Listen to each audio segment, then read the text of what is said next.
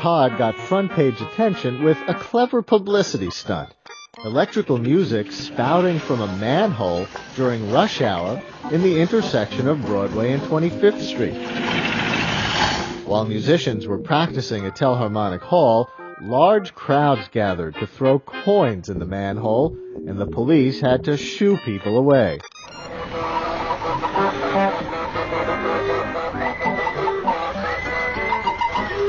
The company later claimed that Telharmonic electricians at quitting time had accidentally left a receiver attached to the Broadway cable. Long into the night, heavenly electrical music flowed out of the street. The notes are clear and vibrant. Absolute faithfulness. By this time, the Telharmonium had lost its novelty. To expand the audience, programs became increasingly light and frothy, featuring marches and show tunes. In a desperate move to stimulate interest, Telharmonic Hall had become the host of a low-grade musical freak show. Melodies were sent from new keyboards into lily pads and doorknobs. A soundboard was put under a man's coat to represent the musical human body. Another stunt involved wiring people directly.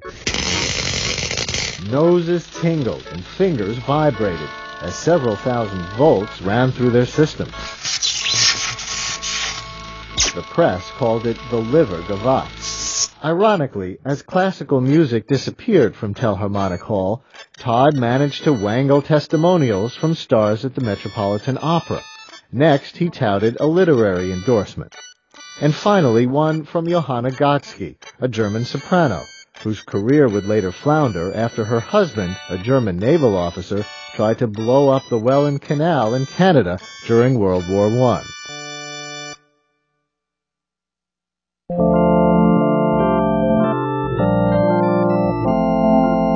Unfortunately, business did not pick up, and capital could no longer be squeezed out of investors. The expenses of operating the central station, paying for the franchise, and wiring the city had been staggering. With less than 2 miles of wires having been placed in the streets, there was virtually no income. Telharmonic Hall gave its last concert in February 1908. Frederick C. Todd closed the doors and disappeared. In May, an unpaid advertising bill was turned over for collection to the sheriff. A deputy visited Telharmonic Hall in June to find it deserted. From the Plaza Hotel, which had opened a few months earlier, came another lawsuit. The builders had wired every room for Telharmonic service. Now, the New York Electric Music Company was unable to fulfill its contract. It seemed that the newest branch on the tree of science had become gnarled and twisted and would be left to wither away.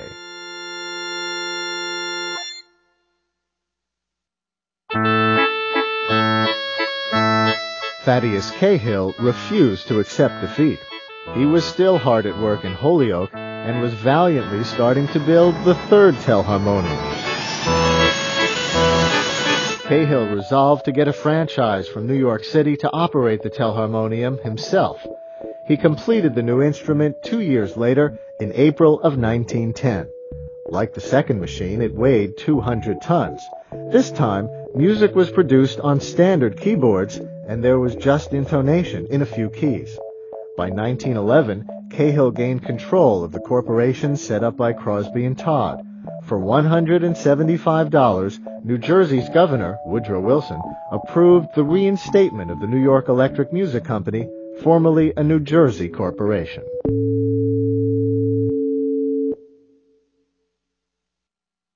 After much delay, Cahill finally negotiated a franchise with New York City.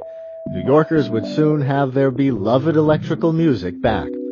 Cahill and his brothers immediately transported the third Telharmonium. The new central station was housed in a shabby little building on West 56th Street. The Cahills ran a cable to Columbus Circle and Carnegie Hall, and then down Broadway. In February 1912, the final debut of a Telharmonium took place in the chapter room of Carnegie Hall, a small concert room on the 5th floor. Neither the press nor the public was especially interested in the revival of a 6-year-old failure. There are still many improvements to be made in the tone and carrying power of the telharmonium. The absence of brilliancy, mordancy, incisiveness makes the telharmonium but a sorry substitute for an orchestra, even a small one. Rather crude. The operation now is rapid.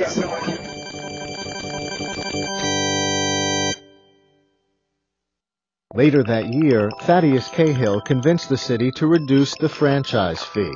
But no one was willing to invest money in the enterprise, and this time there would be no subscribers. The orchestral sound of his third telharmonium still left much to be desired, and everyone was eagerly anticipating commercial radio.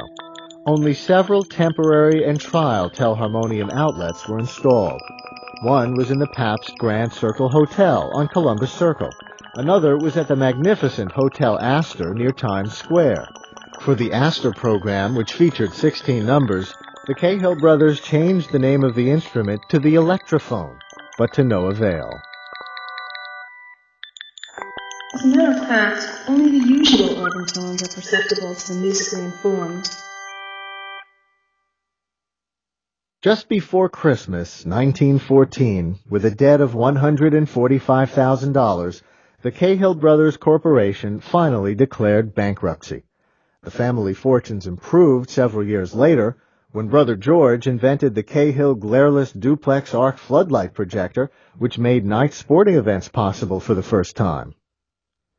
Thaddeus Cahill died of a heart attack in 1934. 2 years later, a clockmaker named Lawrence Hammond introduced a miniaturized telharmonium he called the Hammond organ. His patented rotating tone wheels were extremely similar to Thaddeus Cahill's patented rotating dynamos. However, by then, 3 of the Cahill brothers and sisters had died, and the elderly survivors were too old to undertake a patent lawsuit.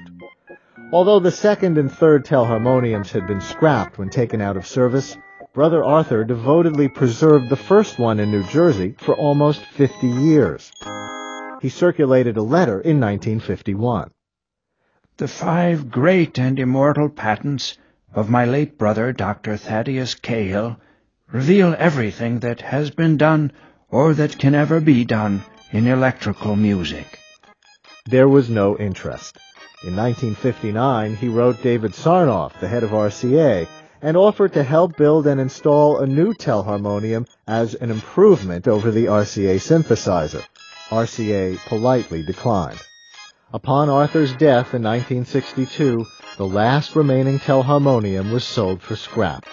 Yet, Thaddeus Cahill's revolutionary idea of electrical music did prevail. Over the years, many inventors took up the challenge. By 1985, more electronic keyboard instruments were being sold than any other musical instrument. One company, Kurzweil Music Systems, happened to give a fundraising presentation at the Maryland Club, just where the telharmonium was first demonstrated in 1900. Unfortunately, Kurzweil followed the steps of the New York Electric Music Company into bankruptcy. Nevertheless, most film and TV soundtracks today use electronically generated music. Thaddeus Cahill's extraordinary vision laid the foundation stones, changing forever the music we listen to.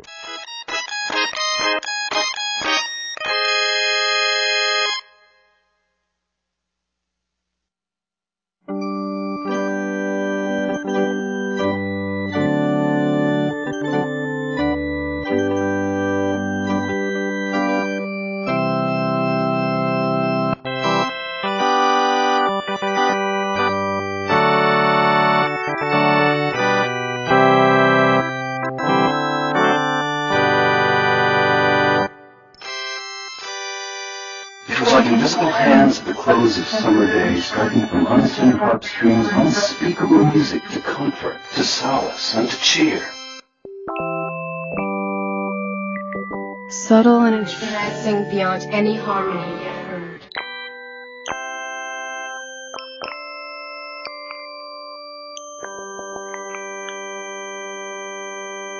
Absolutely perfect music.